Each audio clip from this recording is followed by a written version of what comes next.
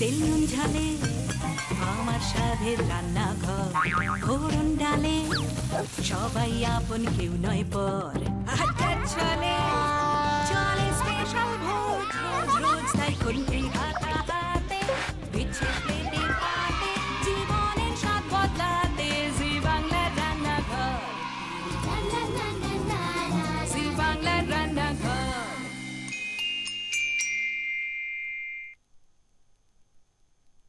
জীবন যখন হয় super duper, তখন সে জীবন জুড়ে থাকে নানা কথা। কথায় কথায় জানা যায় কেন জীবন সুপার ডুপার। সেই জীবন জুড়ে থাকে নানা উপহার। আজকে আমাদের যে দুজন স্পেশাল অতিথি, তাদের জীবনেও কিন্তু নানা উপহার দিয়ে সাজানো। শুধু উপহার নয়, জিতে হারে, ভালোয় মন্দে, সুখে দুঃখে মিলে মিশে সুপার ডুপার জীবন। শুরু করছি নিউট্রিলা প্রেজেন্টস জি বাংলার রান্নাঘর সুপার ডুপার শনিবারে রান্না ভার্সেস রান্না। রান্না ভার্সেস রান্নায় যে দুজন আজকে রান্না করবেন, একজন আমার ডান দিকে তপতি মাসিমা না কাকিমা কি বলবো, যা তোমার ইচ্ছে। তপতি মাসিমা, আচ্ছা। আর আমার বাঁ দিকে শিল্পী বৌদি। নমস্কার। প্রথমেই যাই সিনিয়রিটি অনুযায়ী নিশ্চয়ই মাসিমার কাছে।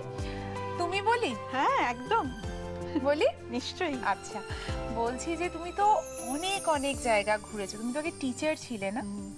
কোন স্কুলে পড়াতে? আমি নবনালন্দায় পড়াতাম। আচ্ছা আচ্ছা, কি পড়াতে? ইংলিশ বাংলায় মেইনলি পড়াতাম। আচ্ছা, মানে লিটারেচারই তোমার খুব ফেভারিট? নিশ্চয়ই, কারণ আমার পড়াশোনার সাবজেক্টটা স্কুলে কোনো কাজে লাগে না। কিরকম? আমার ফিলোসফি সাবজেক্ট ছিল। ও আচ্ছা, সেটা অত ছোট স্টুডেন্টদের জন্য তো স্কুলে কোনো কাজে লাগেনি। ওকে, যার জন্য লিটারেচারই পড়াতে সবসময়। আরও তো এনজিওর সাথে যুক্ত ছিলে, কি কি করেছো?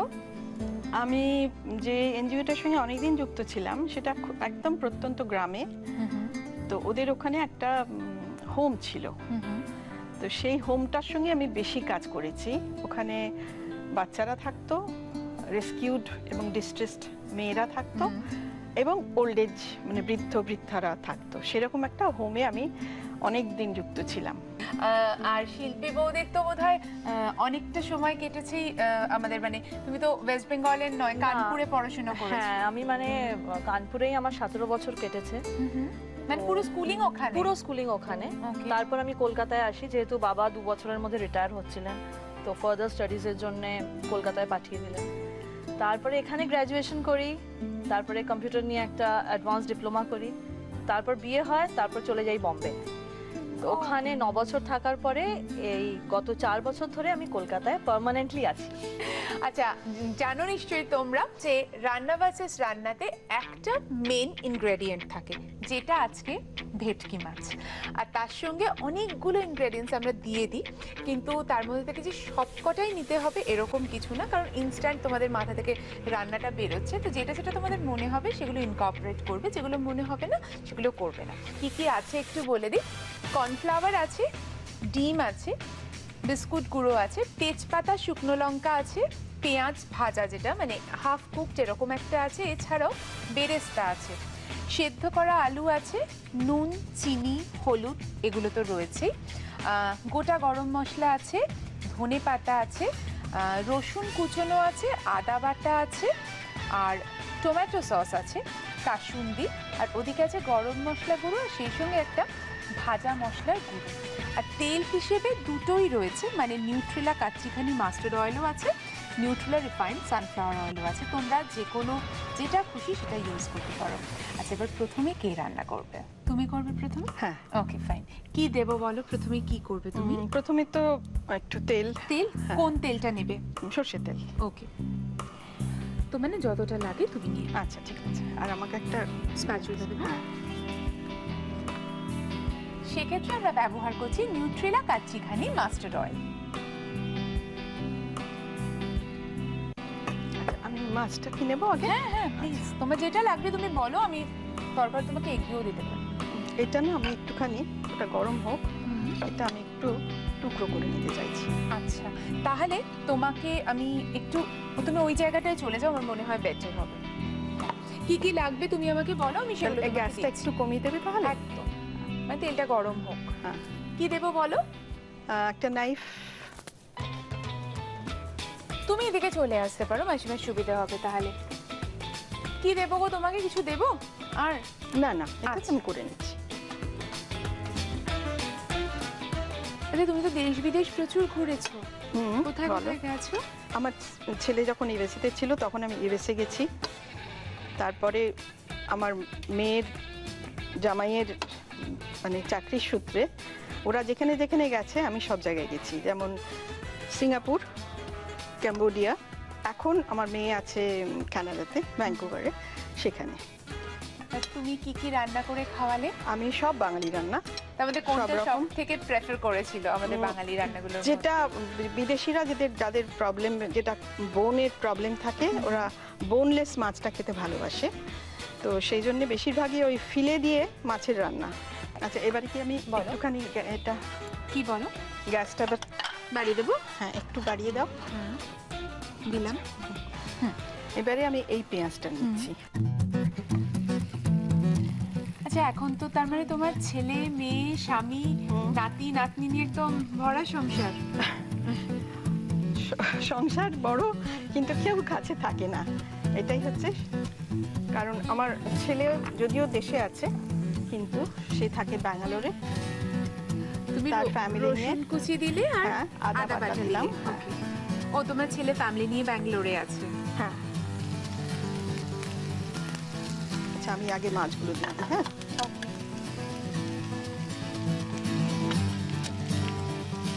এটা কি করছো? আমি কিন্তু এখনো হ্যাঁ, জানি রেসিপিটা না। আমরা exactly। মানে এত তোমার সঙ্গে হ্যাঁ, কথায় ঠিক কথায় আছে, মেতে আমি বলে গেছি। দিচ্ছি। রান্নার নামটা কি হ্যাঁ, কি করতে চাইছো? ভেটকি ঝাল ফ্রেজি, ঝাল ফ্রেজি।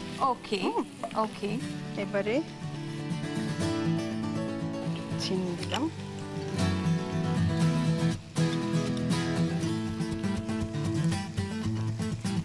টমেটো সসটা দিলাম। টমেটো সস দিলে। আচ্ছা, এবারে এটা একটুখানি ভাজা ভাজা করে।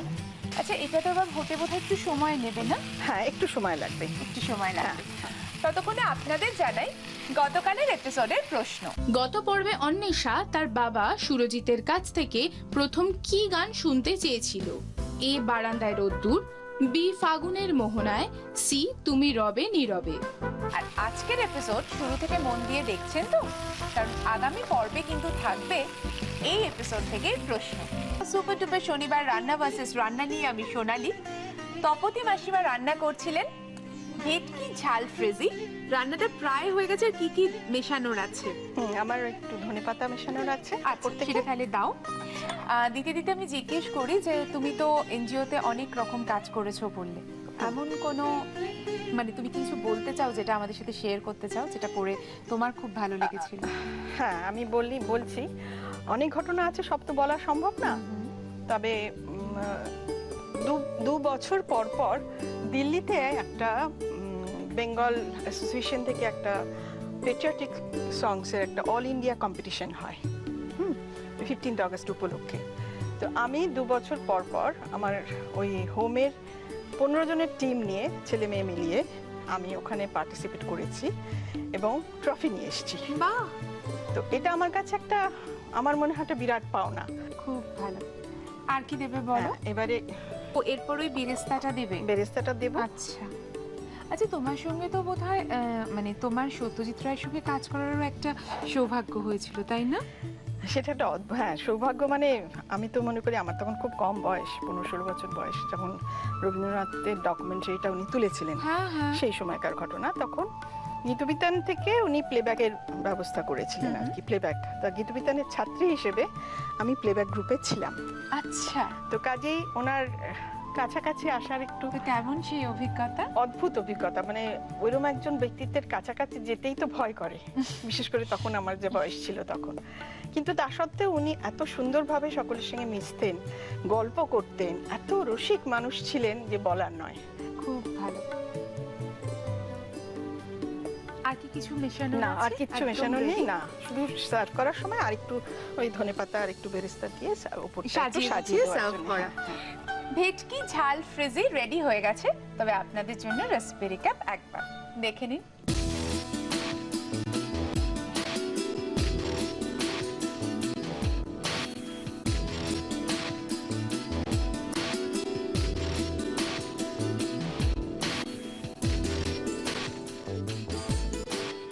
ভেটকির ঝাল ফ্রাইজি বানানোর জন্য ফ্রাইং প্যানে সর্ষের তেল গরম করে তাতে ভাজা পেঁয়াজ, রসুন কুচি, আদা বাটা, হলুদ গুঁড়ো, কাঁটা বেছে ছাল ছাড়ানো ভেটকি মাছ, স্বাদ মতো নুন, চিনি, গরম মশলা গুঁড়ো, টমেটো সস দিয়ে নাড়াচাড়া করে তার মধ্যে ধনেপাতা কুচি, বেরেস্তা আর পাতিলেবুর রস দিয়ে নাড়াচাড়া করলেই রেডি ভেটকির ঝাল ফ্রাইজি।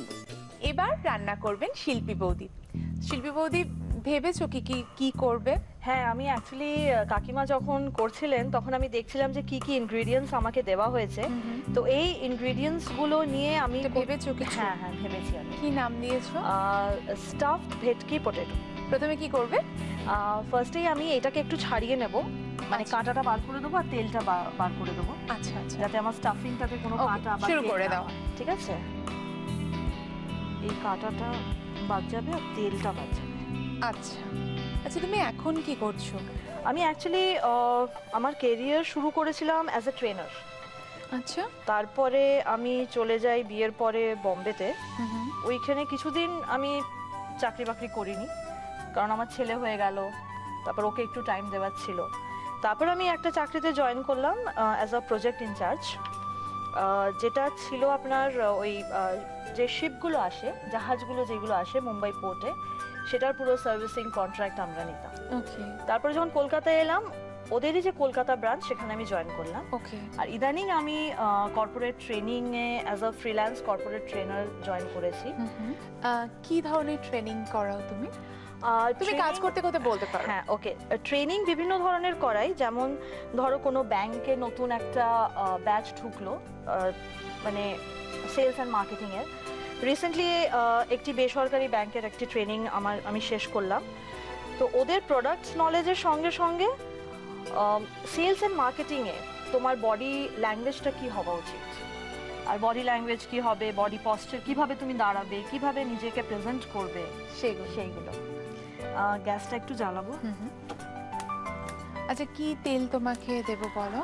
আমি সরষের তেলে স্টাফিংটা করব। ওকে, ফাইন।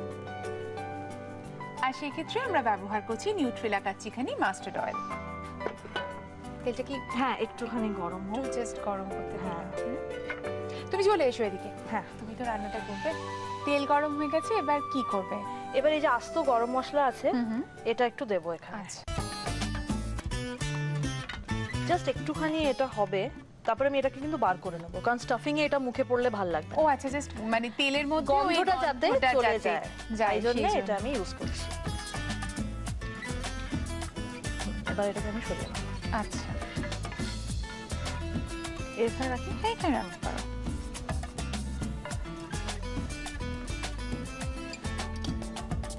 এবার কি দেবে গো তেলের মধ্যে? এবার আমি এই পেঁয়াজটা দেবো। আচ্ছা, এটা আদা রসুনের পেস্ট,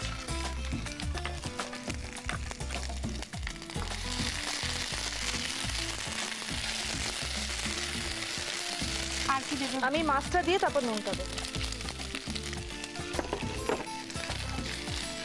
আজকে কিন্তু দুজনের রান্নাই মানে ওই ভেটকি মাছটাকে কাঁচা বার করে মোটামুটি ওরকম করে করা, কিন্তু মাসিমা কি মনে হচ্ছে এই রান্নাটা অন্যরকম হবে না? হ্যাঁ, নিশ্চয়ই, একদমই অন্যরকম।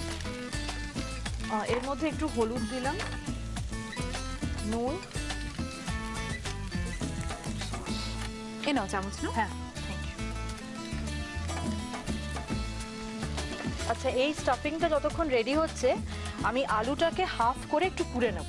আচ্ছা, ঠিক আছে, তাহলে এটা কি আমি গ্যাসটা অফ করে দেবো? হ্যাঁ এখন অফ করে দিতে অফ করে দিই। হ্যাঁ, আচ্ছা,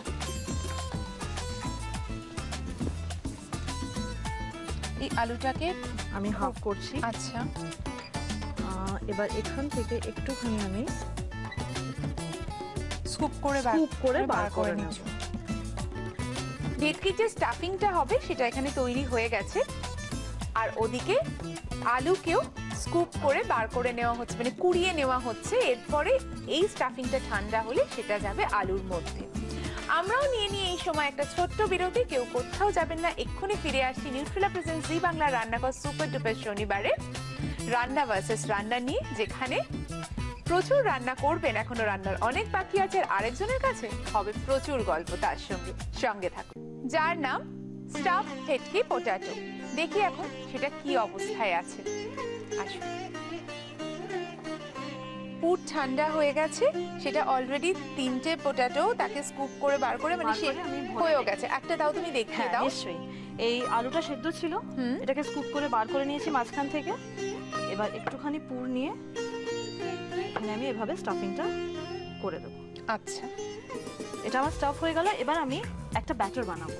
আচ্ছা, তাহলে তোমার ওই বোলটা আছে, এটা বোলটা আছে, এটার মধ্যে আমি ওদিকে ওদিকে বলো তোমার কি কি লাগবে।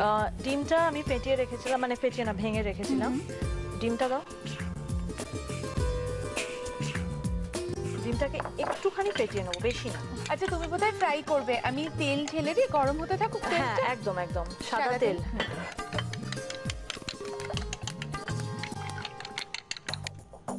বেশ অনেকটাই দিলাম, কারণ ডিপ ফ্রাই হবে। একটু কর্নফ্লোরটা দাও, আর আরেকটা চামচ দাও। ব্যাটারটা একটু ঠিক হবে, কারণ আলুর গায়ে লেগে থাকবে ব্যাটারটা। আচ্ছা, এর মধ্যে এবার একটু নুন দেবো। এবার কি করবে বলো? এবার ওই স্টাফড আলুগুলোকে ব্যাটারে ডুবিয়ে আমি ভেজে নেব।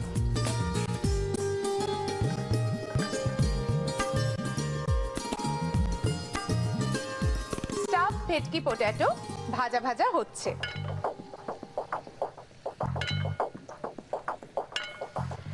তবে আপনাদের জন্য এই রান্নার রেসিপি রিক্যাপ একবার দেখে নিন।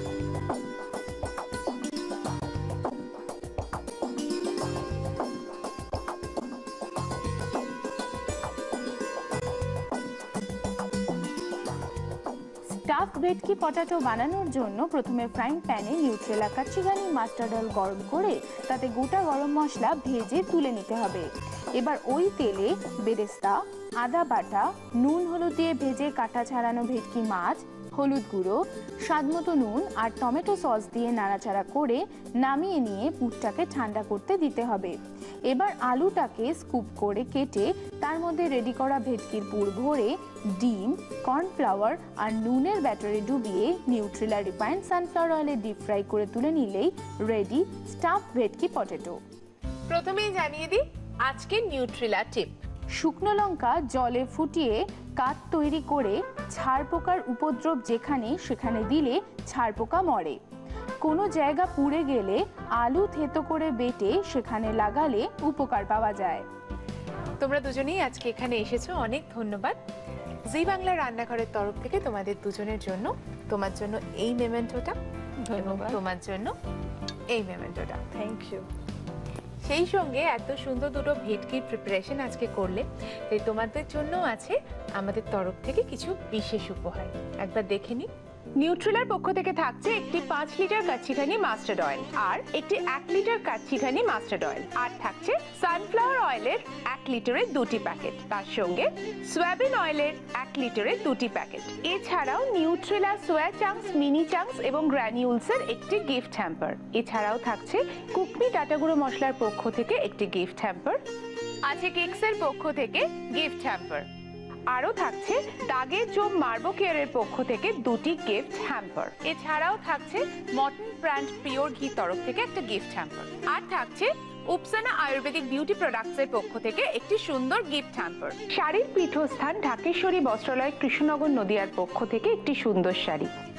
তপতি মাসিমা রান্না করেছে ভেটকি ঝাল ফ্রিজি, আর শিল্পী বৌদি রান্না করেছে স্টাফড ভেটকি পটাটো। টেস্ট করে দেখবো কেমন হয়েছে। তোমরাও টেস্ট করে দেখো নিজেদের রান্না এবং অন্যজনের রান্নাও কেমন হয়েছে।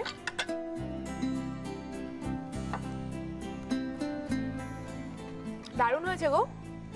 তাই দারুণ হয়েছে, খুব ভালো। এবার একটু তোমারটা টেস্ট করে দেখবো। ভালো হয়েছে, খেতে খুব সত্যি ভালো হয়েছে।